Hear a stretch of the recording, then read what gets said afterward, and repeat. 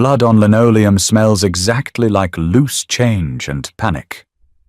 That was the first conscious thought Josephine had when the man with a bullet lodged in his ribs crashed through her front door. The squall outside was currently drowning out the city sirens, but the real disaster was bleeding all over her cheap entryway rug. He wasn't a prince in disguise, and she wasn't anyone's savior. He was a violent man from a violent world. She caught babies for a living. But tonight, she was going to have to catch him. The rain didn't fall. It threw itself against the single-pane glass of Josephine's apartment like a beggar demanding to be let in. It was a miserable, bruised purple kind of Tuesday night. The power had flickered out 20 minutes ago, leaving the apartment smelling of dust, extinguished pilot lights, and the cheap wax of the 2 emergency candles she had struck and jammed onto saucers.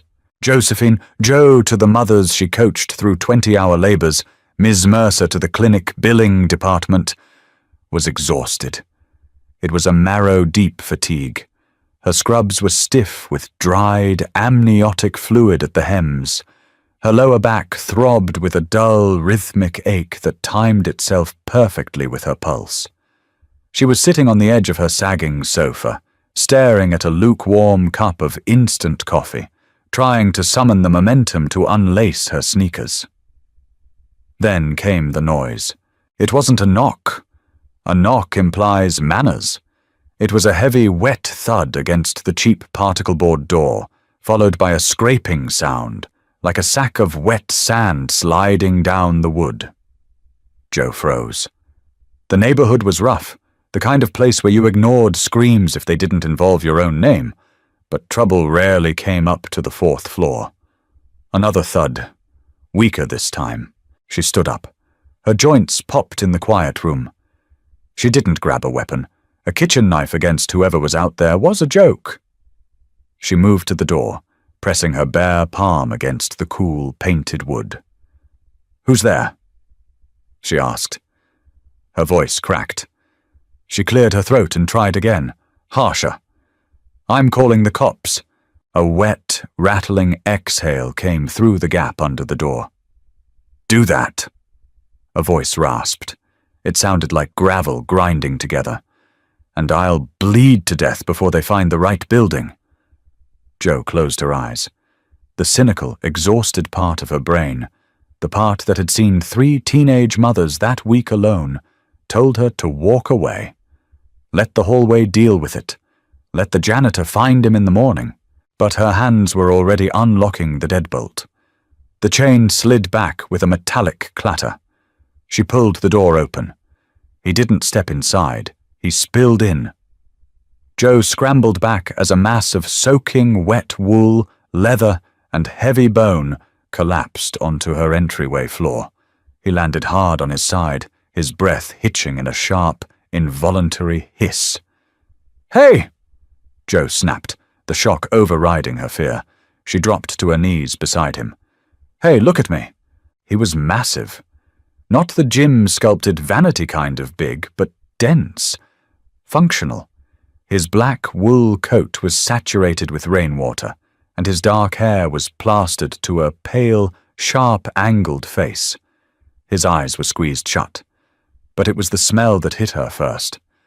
Ozone from the storm, the wet dog scent of soaked wool, and the sharp, unmistakable, metallic stench of fresh blood. He was clutching his left side. Blood, thick, dark, and arterial, was seeping between his white-knuckled fingers, pooling onto the linoleum, mixing with the muddy rainwater from his boots. He cracked an eye open. Dark brown, glassy with pain, but entirely lucid.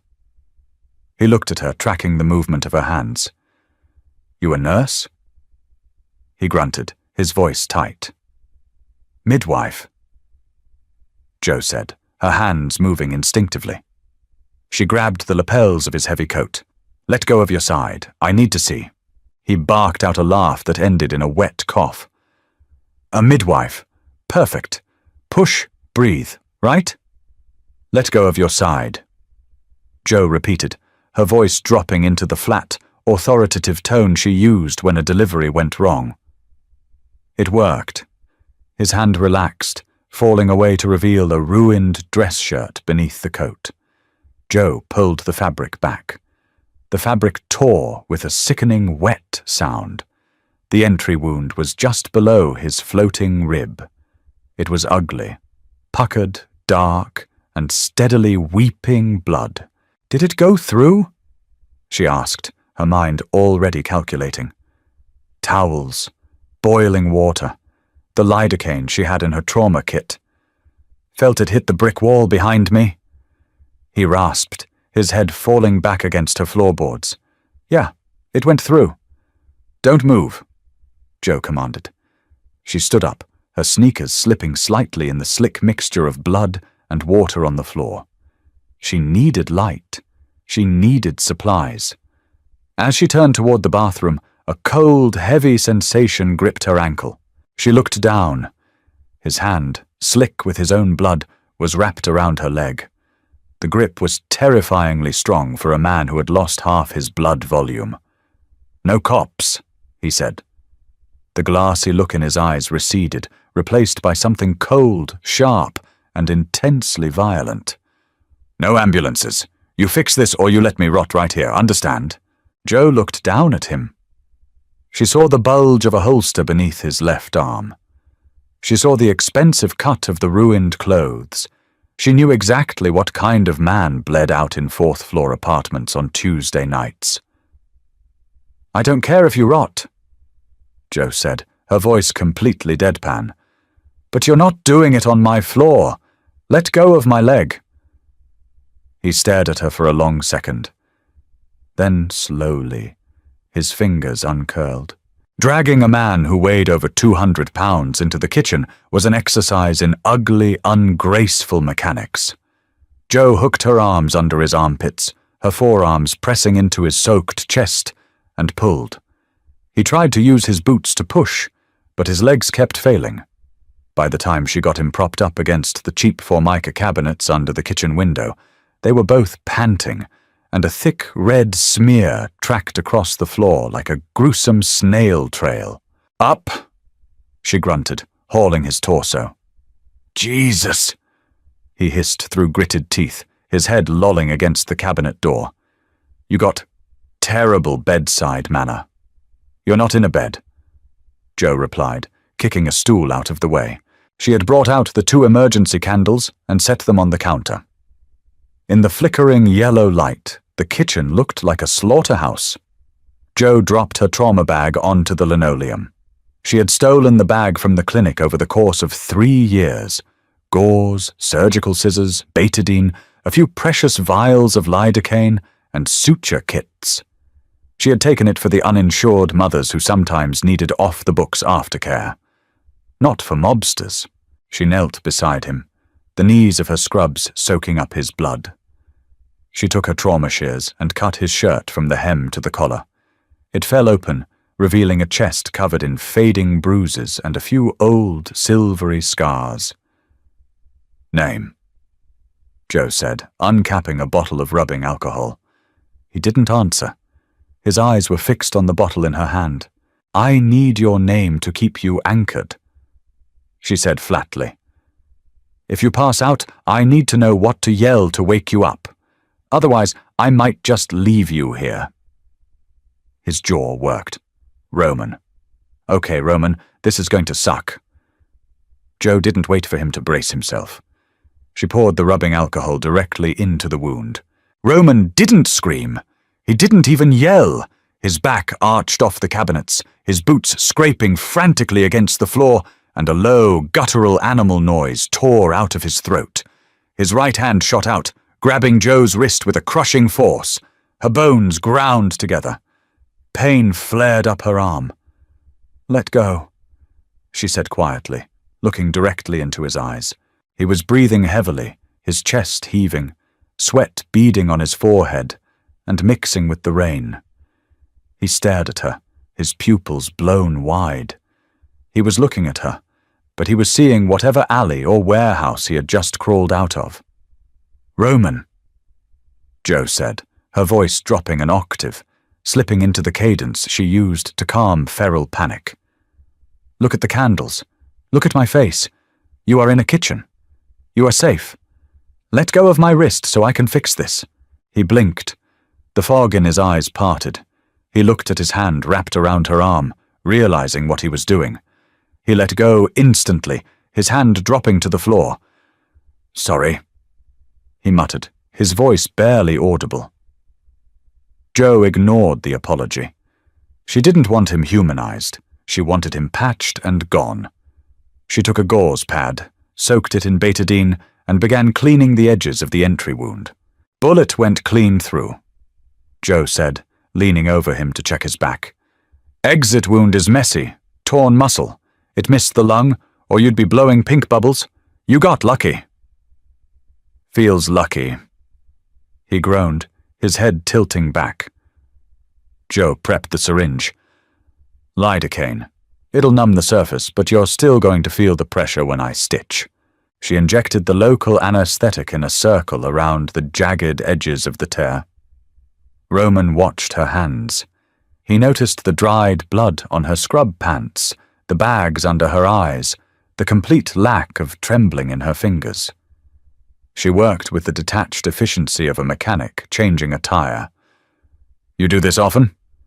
he asked, his voice tightening as the needle pierced his skin. "Stitch up gunshot wounds? No," Jo said, threading a curved needle with black nylon suture. "Stitch up perineums that have been torn to shreds? Every week. Tissue is tissue." A weak smirk ghosted across his lips. "Comparing me to a—" "Don't laugh," Jo warned, pressing a sterile pad against his side. "You'll pull the muscle. Take a deep breath." He inhaled. She drove the needle through the thick skin of his side. For the next 20 minutes, the only sounds in the apartment were the rain hammering the glass, Roman's ragged, hissing breaths, and the wet snick of the suture thread pulling tight. Jo was entirely in her element. The exhaustion that had weighed her down earlier was gone, burned away by adrenaline and professional focus. She was so close to him she could smell the expensive, spicy cologne lingering beneath the blood and sweat. She could feel the heat radiating off his skin. He was violently shivering now. Shock setting in. "Almost done," she murmured, tying off a knot with swift, precise movements of her fingers. Snip. "That's the front. Lean forward."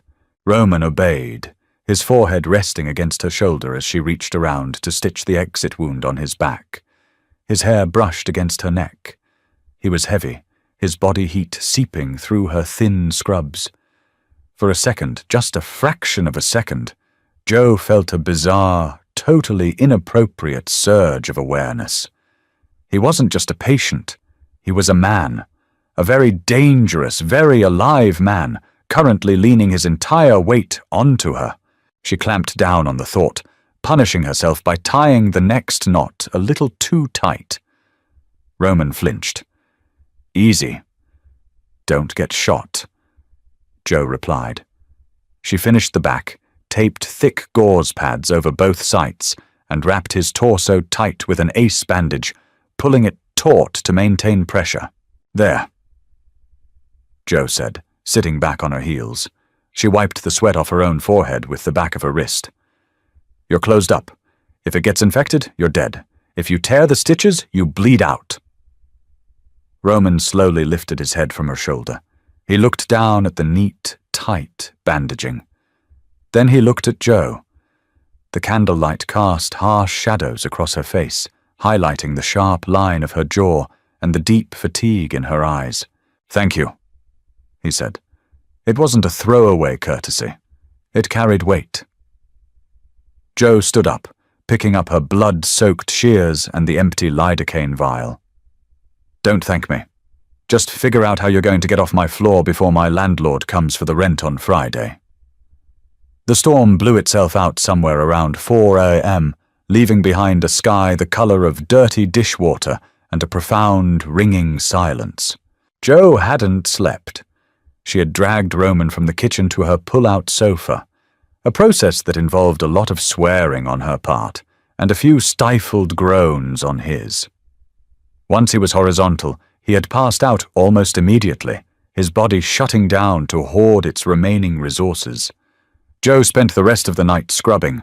She was on her hands and knees with a bucket of cold water, a splash of bleach, and an old toothbrush, working the blood out of the baseboards. The metallic smell was gone, replaced by the sharp, chemical burn of chlorine. Her hands were raw, and the ache in her back had evolved into a sharp, stabbing pain. She stood up, cracking her neck, and looked over at the sofa. Roman was asleep. Without the heavy coat and the blood, he looked different. Younger, maybe.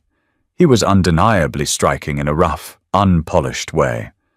A strong, straight nose, a sharp jaw peppered with dark stubble, and thick lashes resting against pale cheeks. But even in sleep, there was a tension to him. His hands weren't relaxed, they were curled into loose fists by his sides.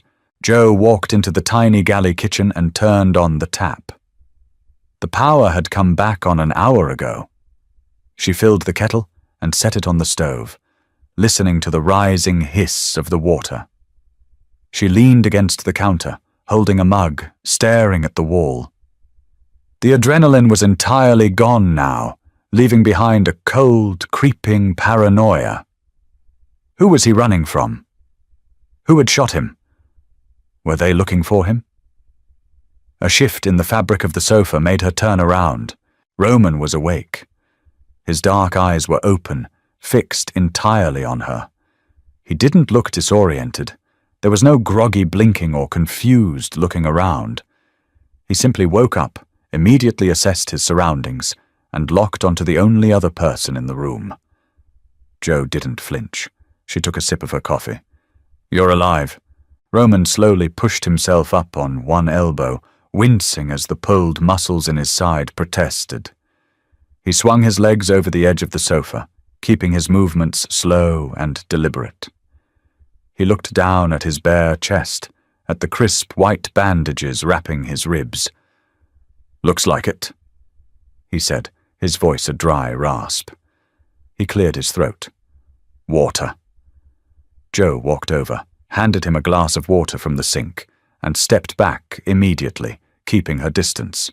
Roman took the glass, his fingers brushing hers. His skin was warm. The fever hadn't set in. He drank the water in 3 long gulps and set the glass on her cheap coffee table. He looked around the apartment. He took in the peeling wallpaper, the stack of medical textbooks on the floor, the ancient, humming refrigerator, and finally, Jo herself. She was wearing a different set of scrubs, her hair pulled back into a messy knot, a defensive scowl etched into her features. "I made a mess of your place," Roman said. "I cleaned it," Jo replied coldly. "Most of it. The rug is ruined." Roman reached into the pocket of his discarded trousers, which were draped over a dining chair. He pulled out a thick, silver money clip, holding a stack of $100 bills that looked thicker than Jo's entire monthly salary. He tossed it onto the coffee table. It landed with a heavy thud. "For the rug, and the medical supplies." Jo stared at the money. It was insulting. It was a lifeline. It was dirty. "I don't want your money," Jo said, her voice shaking slightly. She hated that it shook. "I want you to leave. The rain stopped. You can walk. Get out." Roman didn't move. He rested his elbows on his knees, leaning forward, ignoring the pull on his stitches. He looked at her, really looked at her, parsing the contradictions. She lived in a dump, but she refused thousands of dollars. She was terrified of him, but she had stitched him up with the steady hands of a surgeon. "Do you know who I am?" Roman asked softly. The question wasn't arrogant, it was genuine. "I know you carry a gun, you pay in cash, and you bleed just like everybody else," Jo said, crossing her arms over her chest. "That's all I need to know. The door is right there." Roman stared at her for a long moment. A heavy, suffocating tension filled the small room. It wasn't the tension of violence. It was something else. A strange, quiet recognition. Slowly, Roman stood up. He swayed slightly, bracing a hand against the wall. He picked up his ruined shirt and his heavy coat. He didn't pick up the money. He walked toward the door, his boots heavy on the clean floorboards. He paused with his hand on the doorknob. He didn't look back at her. "The money stays, Josephine," he said quietly. Jo froze. "I never told you my name." Roman turned his head, just enough for her to see the hard line of his profile. "I saw your mail on the table. You saved my life, Josephine. I don't leave debts unpaid." He opened the door and stepped out into the damp, echoing hallway. The door clicked shut behind him, leaving Jo alone in the quiet apartment, staring at the stack of blood money on her table, realizing with a cold certainty that this wasn't over. The clinic smelled of industrial floor wax, fear, and the stale powdered milk they kept in the break room. For 3 days following the storm, Josephine buried herself in that smell. It was her armor. She delivered a breech baby on Thursday to a terrified 19-year-old girl who screamed until her capillaries burst around her eyes. She spent Friday arguing with apathetic insurance adjusters over the phone, her voice grinding into a dull, mechanical monotone. She worked until her feet swelled against the canvas of her sneakers, and her brain felt like it was packed with wet cotton. She did it deliberately. Exhaustion was the only thing that kept the memory of the bleeding man in the black coat from crawling behind her eyes every time she blinked. But the money was still there. It sat exactly where Roman had dropped it, resting on a cheap, scarred coffee table. A thick, insulting brick of $100 bills bound by a silver clip. It felt radioactive. Jo hadn't touched it. She drank her morning coffee staring at it. She ate her instant noodles glaring at it. It was a physical manifestation of a world she had spent her entire adult life avoiding. A world of violence, quick fixes, and consequences that came knocking in the middle of the night. On Saturday evening, the illusion of her normal life completely fractured. Jo trudged up the 4 flights of stairs to her apartment, keys dangling from her exhausted fingers. She paused on the 3rd-floor landing to catch her breath, leaning against the peeling, sea-foam green paint of the wall. The hallway usually smelled of boiled cabbage and damp dog. Today, it smelled faintly of bleach and pine. She reached her door and froze. The cheap, fraying welcome mat was gone. In its place was a thick, dark grey runner. But that wasn't what made the hairs on the back of her neck stand up.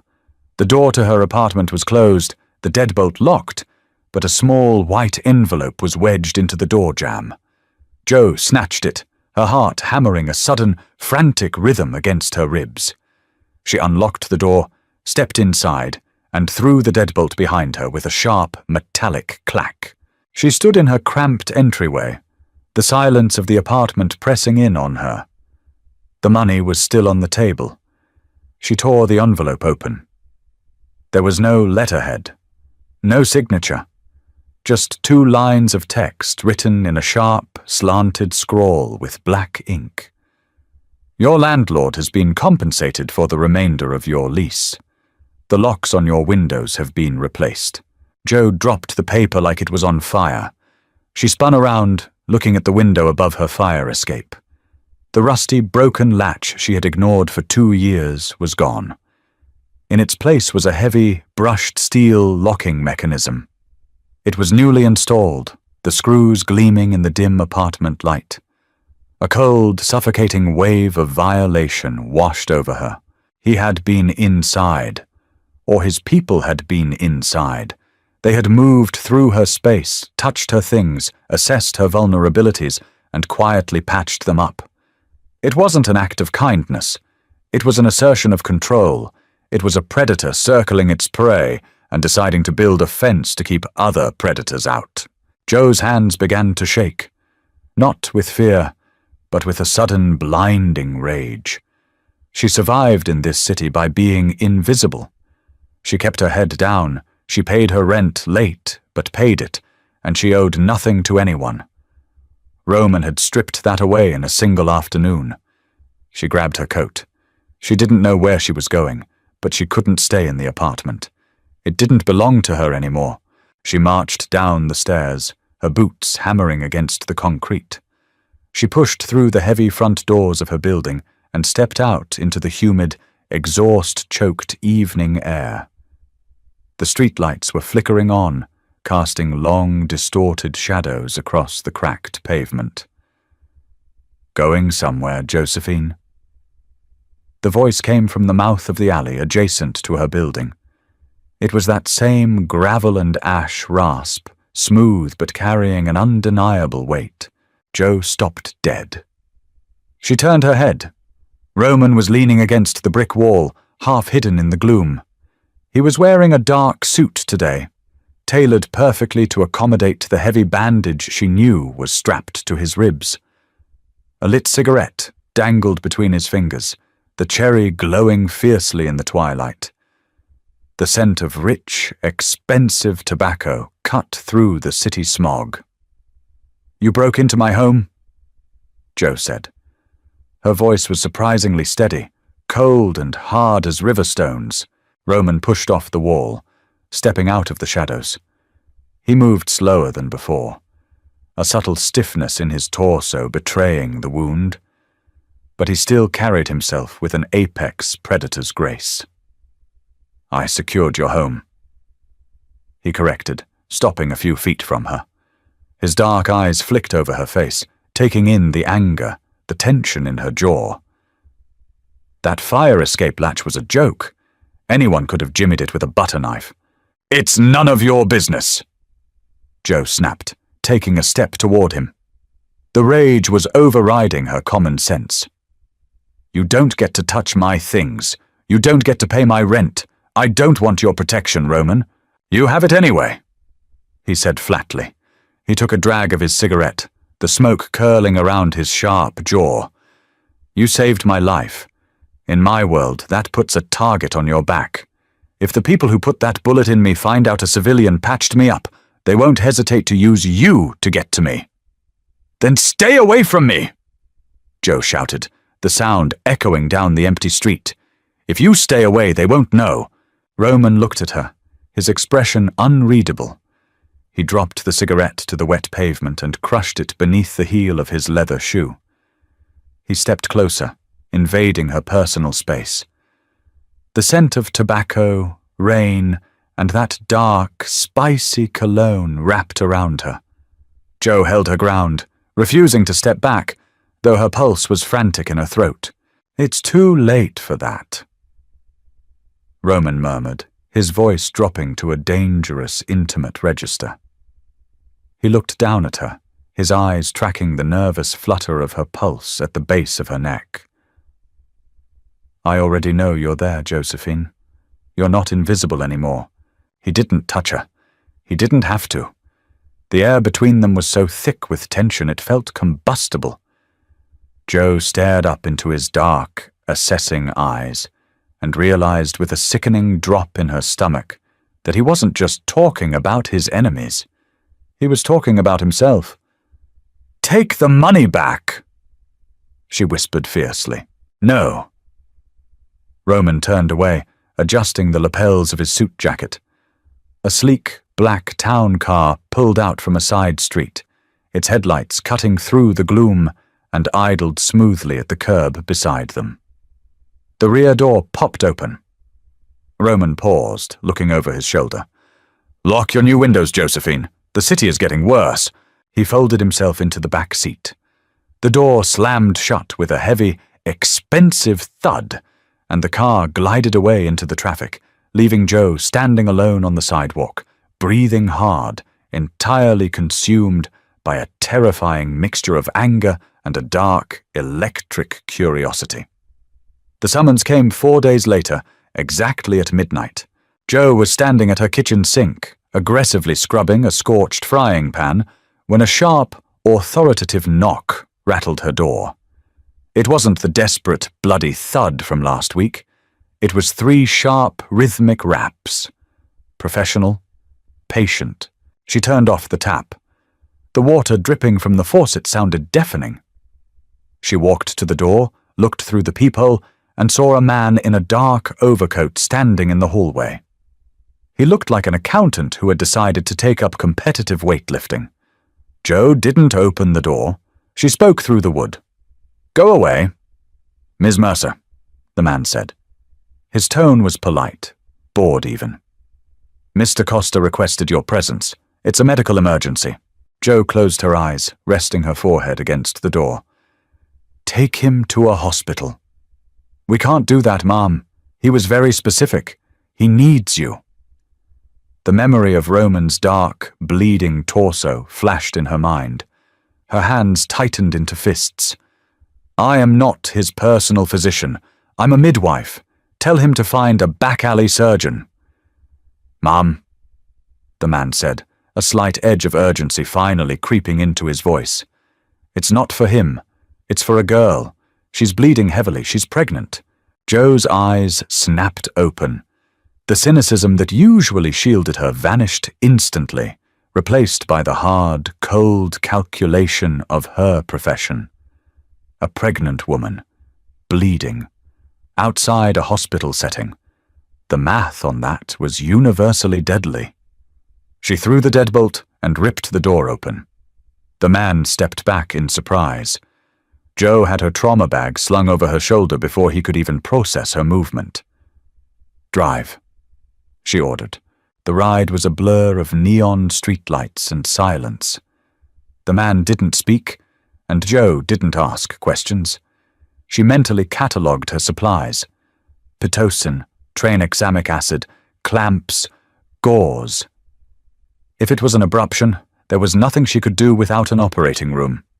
If it was a hemorrhage, she had exactly minutes to stop it. The car pulled up to the back of a dormant brick warehouse near the docks. The air smelled of salt, rotting kelp, and industrial rust. 2 large men flanked a heavy steel door. They parted instantly as Jo and her escort approached. Inside, the warehouse was a cavernous void of shadows and dust, save for a makeshift office constructed of frosted glass partitions in the center. The glow of overhead fluorescent lights spilled from the enclosure. Jo pushed through the glass door, ignoring the men standing around the perimeter. The room smelled overwhelmingly of iron, sweat, and cheap whiskey. Roman was standing by a metal desk, his coat off, his shirt sleeves rolled up to his elbows. He looked haggard, a dark bruise forming along his jawline, but his eyes were sharp. On a leather sofa against the wall lay a girl. She couldn't have been older than 20. Her blonde hair was matted with sweat, her face the color of chalk. A dark, widening stain soaked the crotch of her sweatpants, dripping rhythmically onto the concrete floor. "Out!" Jo barked, dropping her bag onto a rolling chair. Roman turned, his relief almost palpable for a fraction of a second before the hard mask slammed back into place. "Josephine! I said get out!" Jo snapped, not looking at him. She dropped to her knees beside the sofa, ripping open the sterile packaging of a pair of latex gloves. "All of you, outside the glass, now." The men in the room looked at Roman, waiting for an order. Roman stared at the back of Jo's head. Her hands were already moving with frantic, practiced efficiency, checking the girl's pulse, assessing the blood loss. "Do what she says," Roman commanded quietly. The men filed out. Roman lingered for a second longer, watching the rigid line of Jo's spine. Then he stepped out, pulling the glass door shut behind him. Jo tuned out the heavy, watchful silhouettes pressing against the frosted glass. She focused entirely on the girl. "Hey," Jo said softly, her voice shifting into the warm, anchoring tone she reserved strictly for her patients. "What's your name, honey?" "It's Sylvia," the girl stuttered, her teeth chattering violently. Shock. "Okay, Sylvia, I'm Joe. I'm going to take care of you. How far along are you?" 12 weeks, she sobbed, clutching her stomach. "Am I losing it? Please, I can't lose it." Joe's heart sank, a heavy stone dropping into her stomach. 12 weeks. The volume of blood on the floor told the rest of the story. It wasn't a threat. It was an inevitability. "Sylvia, I need to check you," Joe said, her hands moving gently to strip away the soaked clothing. "Squeeze my hand if it hurts. My hand if..." It was a miscarriage. A brutal, incomplete one. The tissue hadn't fully cleared, and the cervix was caught open, causing a massive hemorrhage. The girl's blood pressure was dropping rapidly. Joe's hands worked blindly, entirely on muscle memory and instinct. She administered an injection of medication directly into the girl's thigh to force the uterus to contract, trying to clamp down the bleeding vessels. "Breathe with me, Sylvia. In through your nose, out through your mouth." The next 30 minutes were a bloody, horrific battle in the center of a mobster's warehouse. Joe fought the hemorrhage with every trick she knew, manually clearing the tissue, packing gauze, massaging the abdomen until her own forearms ached and burned. Sylvia cried until she had no voice left, her fingers digging crescent moons into the back of Joe's hand. Joe absorbed the pain, speaking in a low, continuous murmur, anchoring the girl to the living world while her body tried to tear itself apart. Finally, the bleeding slowed. The uterine muscle clamped down into a firm, rigid ball under Joe's palm. The crisis broke. Joe sat back on her heels, her chest heaving. Her scrubs were ruined. Her hands beneath the torn latex gloves were slick with blood. The metallic smell in the small office was suffocating. Sylvia was asleep, her breathing shallow but steady, a thick wool blanket tucked up to her chin. Joe stood up slowly, her knees popping. She stripped off the gloves, throwing them into a bloody pile on the floor. She walked to the small sink in the corner of the office, turned on the cold water, and aggressively scrubbed her hands with industrial soap. The glass door opened behind her. Roman stepped in. He looked at the blood on the floor, at the sleeping girl, and finally at Joe. She was leaning over the sink, gripping the porcelain edges so hard her knuckles were white, trying to control the fine tremor shaking her shoulders. "Is she?"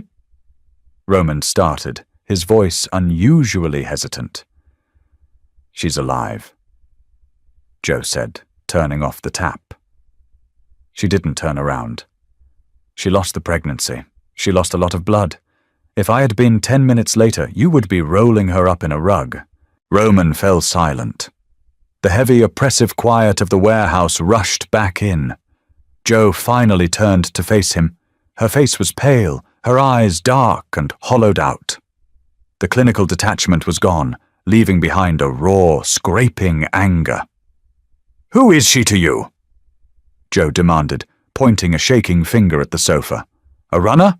A girlfriend? Collateral damage?" Roman's jaw tightened. "She's my sister." Joe froze. The anger in her chest hit a brick wall. She looked from Roman's hard, unforgiving face to the soft, pale features of the sleeping girl. There was a resemblance, a sharp curve of the cheekbone, the stubborn line of the brow. "She got pregnant by a man who works for a rival family," Roman said, his voice flat, devoid of emotion, though the muscle jumping in his cheek betrayed him. "They found out tonight. They beat him to death in an alley. They dragged her out of her apartment to make her watch. That's what triggered the bleeding." Joe stared at him, horror slowly replacing the adrenaline in her veins. She realized then that the dark bruising on his jaw wasn't from a random fight. He had gone in to get her back. "You couldn't take her to a hospital," Joe whispered, the pieces falling into place. "Because they would be watching the ERs. If they find her, they'll finish the job," Roman said. He stepped closer, the harsh overhead light catching the exhaustion in his dark eyes. He looked down at Jo, looking past the blood on her clothes, past the defensive anger. "I didn't bring you here to play games, Josephine. I brought you here because you're the only person I trust to keep her alive."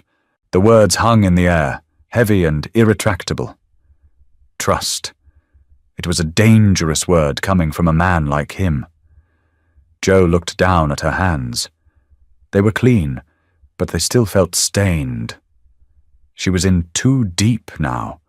She had crossed the invisible line that separated her quiet, grey world from his violent, neon one. And God help her, as she looked up into Roman's intense, searching eyes, she realized a terrifying truth. She didn't want to step back. The warehouse was a tomb, and tombs were no place for the living. Jo made that clear before the blood on the concrete floor had even begun to dry. Sylvia needed a sterile environment, intravenous fluids, and a bed that did not smell overwhelmingly of diesel fuel, damp rot, and iron. Roman didn't argue. He made a single phone call, his voice a low, vibrating murmur against the frosted glass partition. 10 minutes later, they were moving. The safe house was a high-rise condominium located on the extreme edge of the city's financial district. It smelled like fresh paint, ozone from the heavy-duty central air conditioning, and absolute nothingness. There were no personal touches, no framed photographs, no books on the shelves, just expensive, heavy, dark leather furniture sitting on top of cold, polished concrete floors. It was a space designed purely for hiding, stripped of any humanity.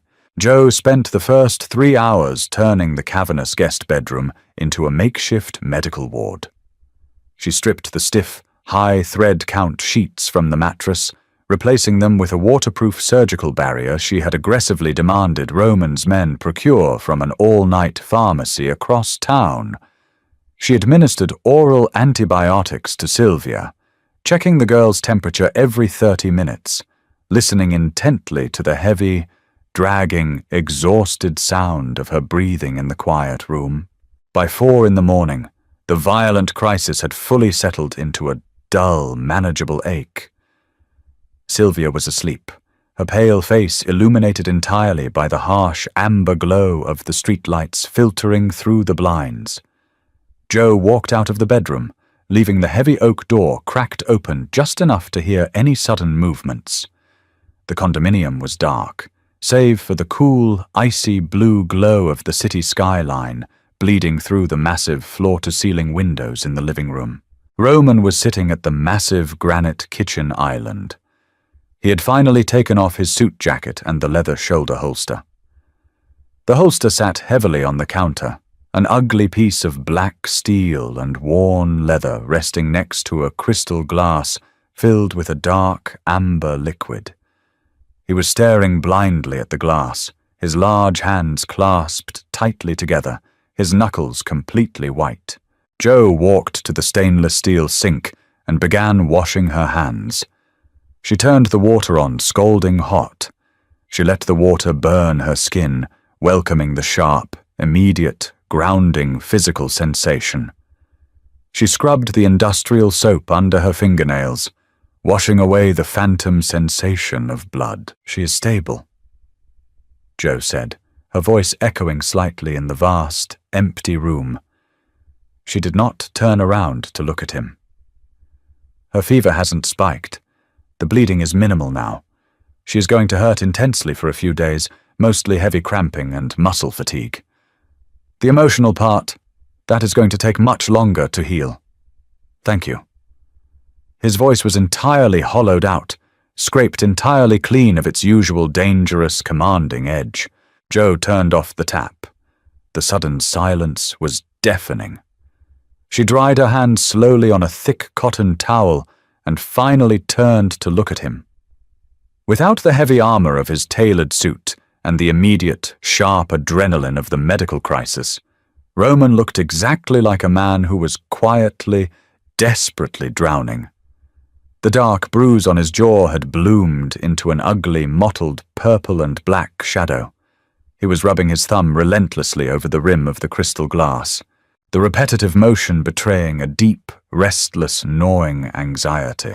She walked over to the island and pulled out a tall metal stool across from him. The silence between them wasn't hostile anymore.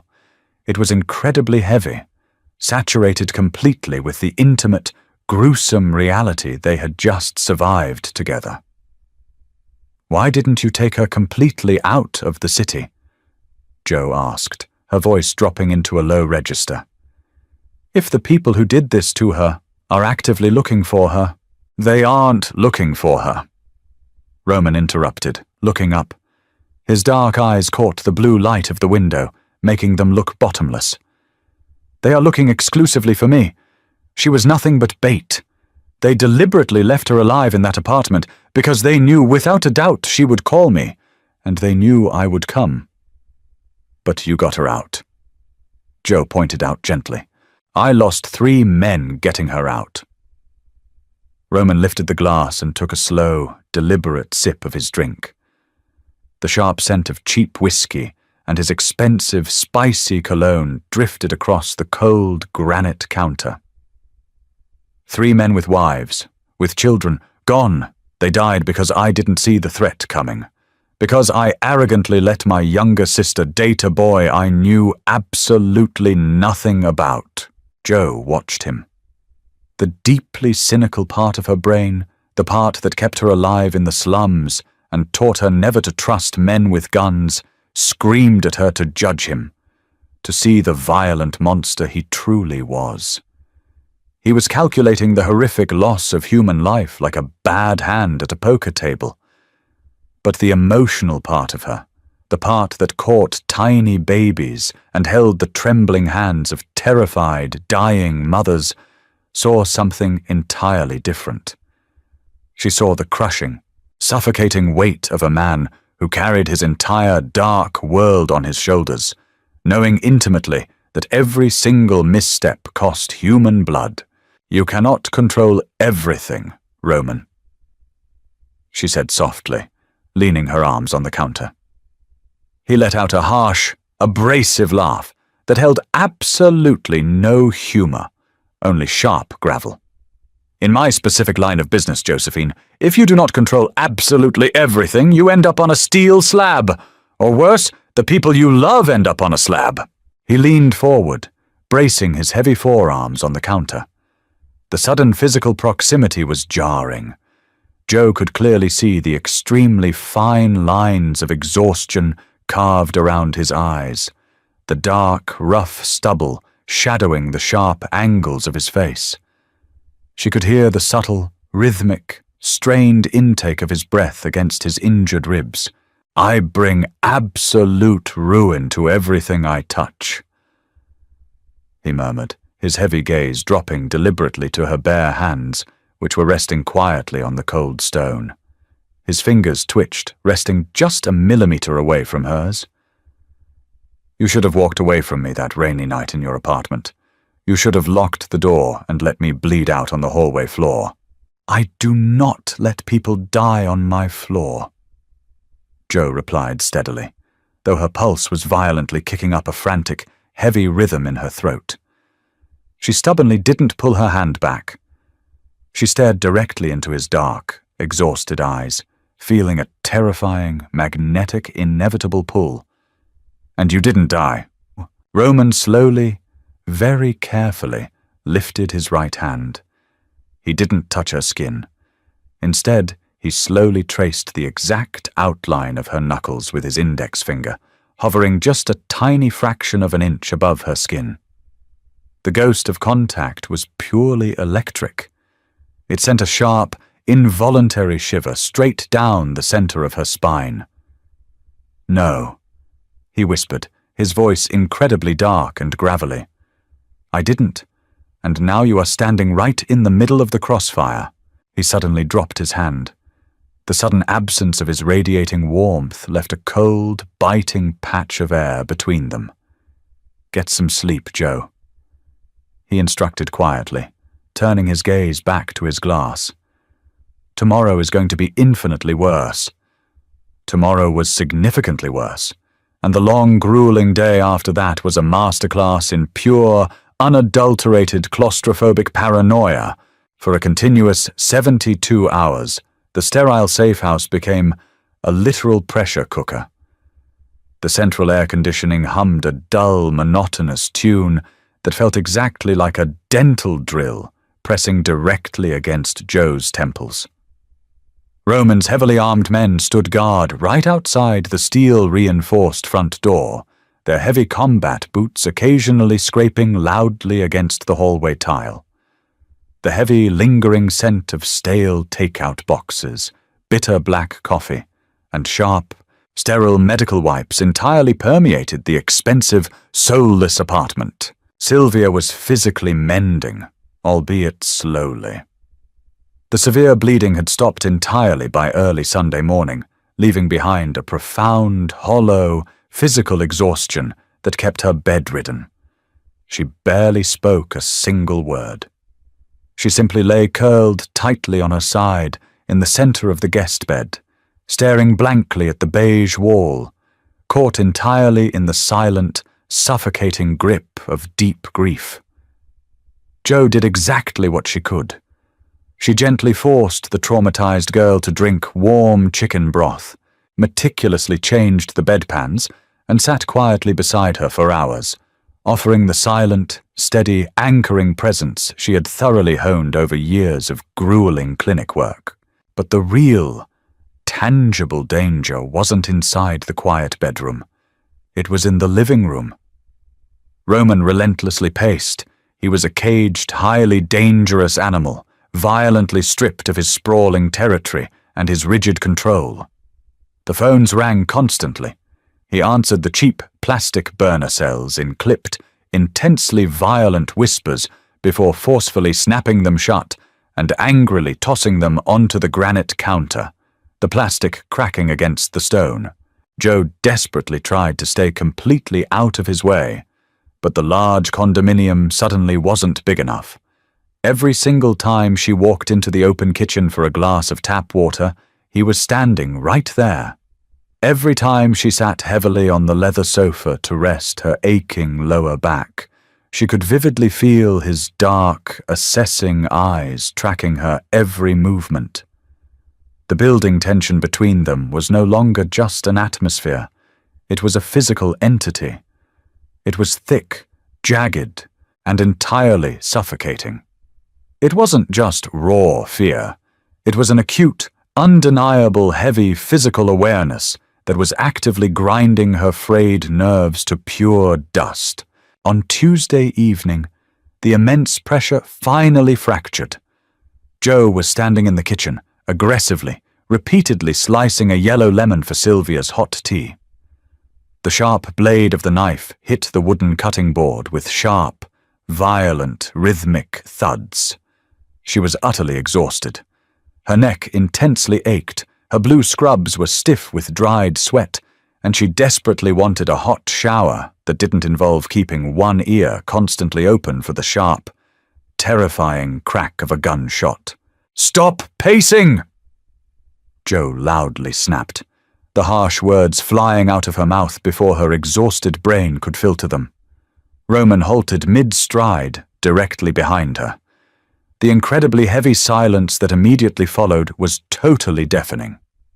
Joe completely froze, the sharp knife suspended rigidly right above the wooden cutting board. She slowly, carefully turned around. He was standing exactly 2 feet away. He had discarded his dress shirt hours ago, completely unable to stand the rough friction of the fabric against his healing, stitched wounds. His broad chest was heavily wrapped in stark white medical gauze, a bright contrast to the dark ink and pale, old scars marking his skin.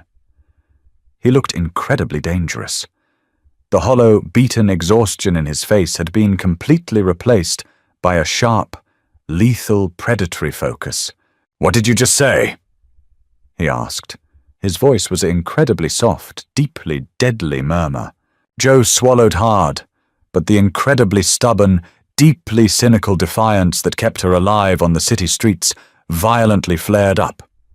She forcefully set the knife down on the counter. "I said stop pacing. You are wearing a literal hole in the floorboards, and you are driving me completely crazy. If you desperately want to go out there and violently kill them, go! But stop trapping us in this endless waiting room." Roman stared intensely at her, a small muscle rapidly feathering in his clenched jaw. Then he deliberately closed the short distance between them in a single, fluid, terrifyingly fast step. Jo loudly gasped as her lower back hit the sharp edge of the granite counter. Roman didn't physically grab her, but he firmly planted his large hands on the counter on either side of her hips, completely trapping her. His intense body heat was a sudden, heavy physical wall pressing heavily against her front. He strongly smelled of dark sweat, sharp adrenaline, and that rich, spicy, expensive cologne. "You honestly think I want to be locked inside this cage?" He rasped, leaning down until his hard face was mere inches from hers.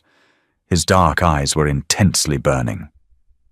"I am staying inside this room because the exact second I leave this building, the people hunting me will realize I am unprotected, and then they will easily find this apartment, and they will find you.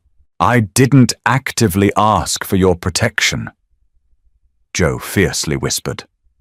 Her breath hitched. She was totally trapped, but she wasn't scared. That was the truly terrifying part. She vividly felt a hot, reckless, heavy surge of adrenaline pooling deep in her stomach. "I know." Roman heavily breathed. His dark gaze deliberately dropped to her mouth, lingering there for a long, heavy, agonizing second before dragging slowly back up to her wide eyes. "You never ask for anything, do you, Josephine? You just quietly take the bleeding, deeply broken things and stubbornly stitch them back together." "I am a midwife. I deliver life. I do not fix broken monsters." "I am a monster," he quietly agreed. The sudden admission was deeply raw, scraped violently from the very bottom of his soul. He leaned slightly closer. The rough friction of his gauze-wrapped chest gently brushed against her thin scrubs. Jo's breath violently caught in her dry throat. Her hands, entirely of their own accord, came up to slowly rest flat against his hot stomach, just below his white bandages. His hard abdominal muscles instantly locked incredibly tight under her palms. The stark contrast of his extremely hot skin and the freezing cold granite pressing behind her back was absolutely maddening. "Tell me to step back," Roman firmly commanded, his deep voice heavily shaking with the immense physical effort of holding himself in rigid check. He was staring intensely at her lips, his own parting slightly. "Tell me right now that you want to go back to your quiet, lonely, grey life, Josephine. Tell me, and I will physically back away this exact second. I will walk out that front door and leave you entirely alone." Jo slowly looked up at him. She vividly saw the extreme violence in his past and the inevitable destruction in his dark future. She vividly remembered the thick blood on her floor and the dirty money sitting on her table. She saw absolutely every logical, sensible reason to forcefully push him away, but she also intimately felt the desperate, rapid, hammering rhythm of his heart directly beneath her hands. She felt the raw, completely undeniable heavy tether that had instantly snapped tightly into place the stormy night he bled onto her rug. The quiet, extremely safe life she had fought so incredibly hard to build suddenly felt exactly like a suffocating tomb. Jo tightly gripped his hips, her short fingernails aggressively digging into his bare skin, and forcefully pulled him down. It was absolutely not a soft, gentle kiss. It was a violent collision. Roman let out a rough, deep, guttural groan, his hands immediately sliding off the cold counter to tightly grip her waist, forcefully hoisting her up onto the freezing granite. He kissed her exactly like a man who was starving, like a deeply desperate man who knew intimately that the world was violently ending right outside the door, and this was his absolute last meal. His mouth was hard, incredibly demanding, tasting heavily of cheap whiskey, extreme exhaustion, and pure ruin. Joe forcefully kissed him back with entirely equal ferocity. Her hands instantly tangled tightly in his thick, dark hair, actively pulling him even closer, desperately anchoring him to her body. She opened her mouth completely to his, aggressively matching his desperate, heavily bruising rhythm. The harsh, wet sound of their desperate breathing completely filled the quiet, sterile kitchen, sounding exceptionally harsh and ragged. He gently bit her swollen lower lip, not quite enough to draw blood, but more than enough to make her loudly gasp. The soft sound swallowed instantly and completely by his hard mouth.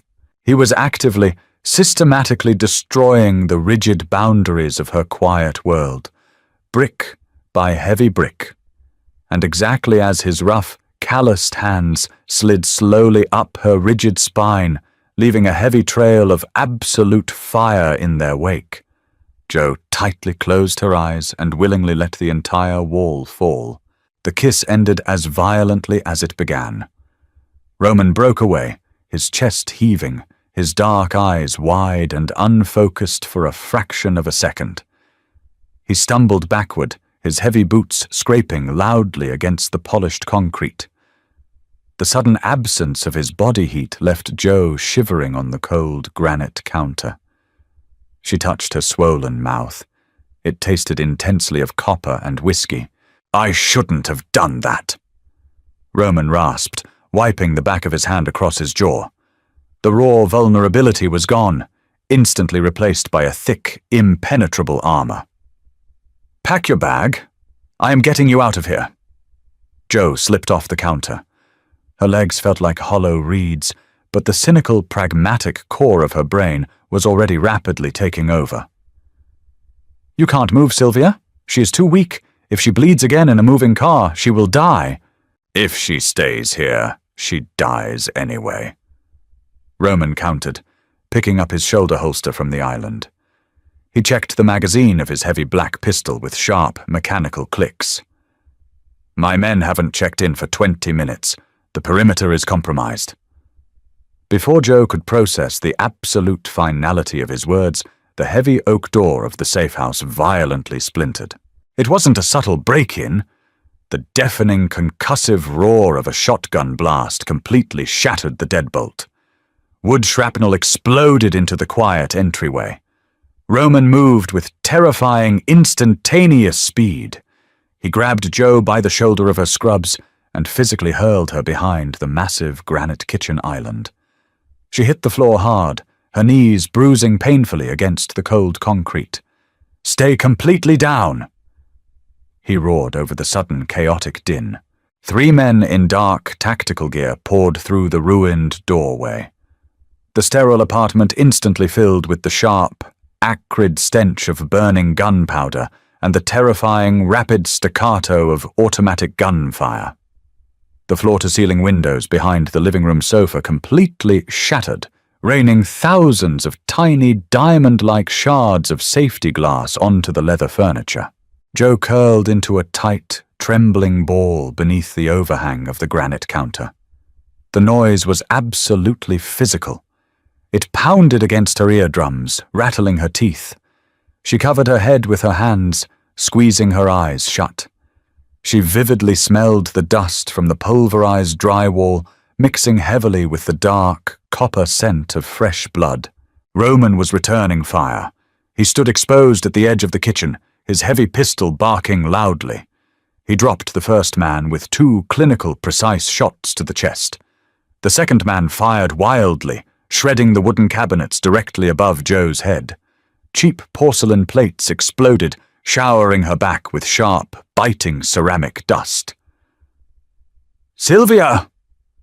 Jo screamed, her voice completely swallowed by the deafening gunfire. She opened her eyes. Roman was bleeding.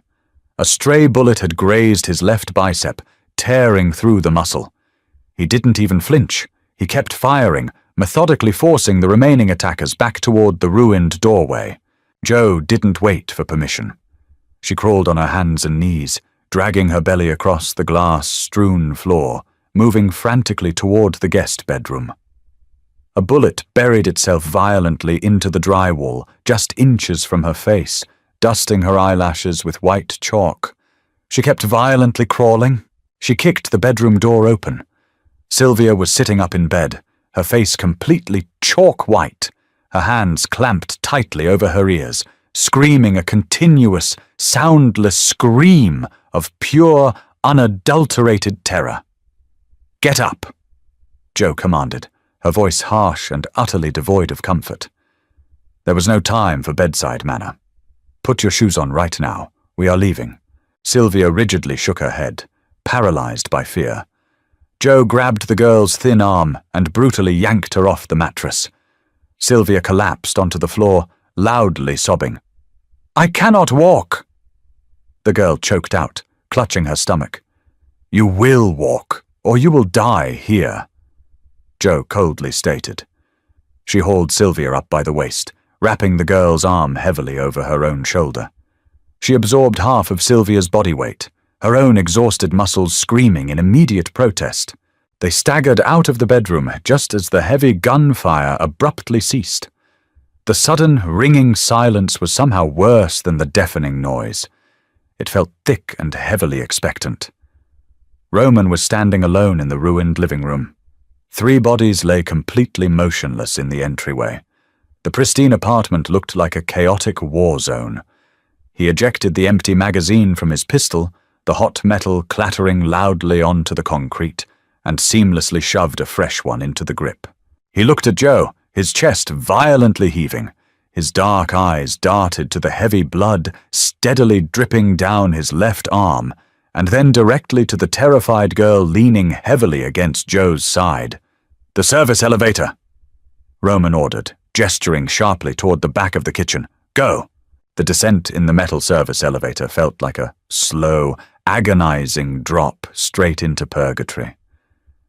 The fluorescent overhead light flickered erratically, casting long, sickly yellow shadows across the cramped metal box. The smell of garbage and industrial grease was deeply nauseating. Sylvia leaned heavily against the metal wall, her eyes tightly closed, completely surrendered to the physical pain radiating through her cramped abdomen. Jo stood rigidly beside her, staring blankly at the metal doors. Her hands were violently shaking. The sudden drop in pure adrenaline left her entirely hollowed out, incredibly cold, and deeply nauseous. Roman stood right in front of them, his broad back deliberately blocking their view of the doors. He was a silent, heavily armed wall. The blood from his freshly torn bicep steadily dripped onto the metal floor, matching the exact rhythm of Jo's racing pulse. "We need a new car," Roman murmured, his deep voice heavily strained. "They will be actively watching the garage. There is a clinic van parked in the alley behind my old apartment building," Jo heard herself say. The flat, dead tone of her own voice completely startled her. "I have the keys in my pocket. It is completely unmarked. It smells terribly of bleach and vomit, but it runs." Roman slowly turned his head to look at her. His dark, exhausted eyes searched her pale face. He was deeply looking for the overwhelming panic, the righteous anger, the sudden desperate demand to be let go. He found absolutely nothing but cold, pragmatic resolve. "If you drive that van for me tonight, Josephine, there is no going back," he warned softly. "You become an active accessory. You cross the line entirely. They will unequivocally hunt you just as hard as they hunt me." The elevator abruptly lurched, coming to a harsh, grinding halt at the sub-basement level. The heavy metal doors slowly began to slide open, revealing the dark, cavernous gloom of the concrete parking garage. Jo looked directly at the blood-staining Roman's arm, and then down at her own ruined scrubs, heavily dusted with pulverized drywall and speckled with another man's blood.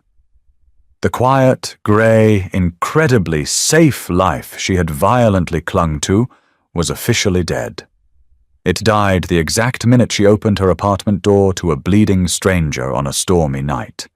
She could furiously deny it, she could run desperately away from it, but the permanent stain was already deeply set in her fabric. She didn't want the quiet life anymore. She wanted the terrifying, electric, heavy truth that stood bleeding right in front of her. Jo reached directly into her deep scrub pocket, her cold fingers firmly wrapping around the heavy metal key ring. She pulled it out. The keys loudly jingled in the damp, quiet garage air. "The van is parked 3 blocks east," Jo stated firmly, stepping deliberately past Roman and out into the dark garage. She didn't look back. "Keep up, Roman. I am not waiting for you." A sharp, ragged sound escaped Roman's throat. It was half a heavy sigh, half a dark, dangerous chuckle. He adjusted his heavy grip on his pistol, slipping smoothly into the deep shadows right behind her. The heavy rain had started again outside, forcefully hammering against the concrete ramp of the garage. It smelled exactly like wet asphalt, cold ozone, and the violent, inevitable promise of a terribly long night. Jo stepped out into the absolute downpour, the freezing water instantly soaking her hair. She firmly held Sylvia's arm, guiding the deeply traumatized girl through the dark, winding alleyways of the sleeping city.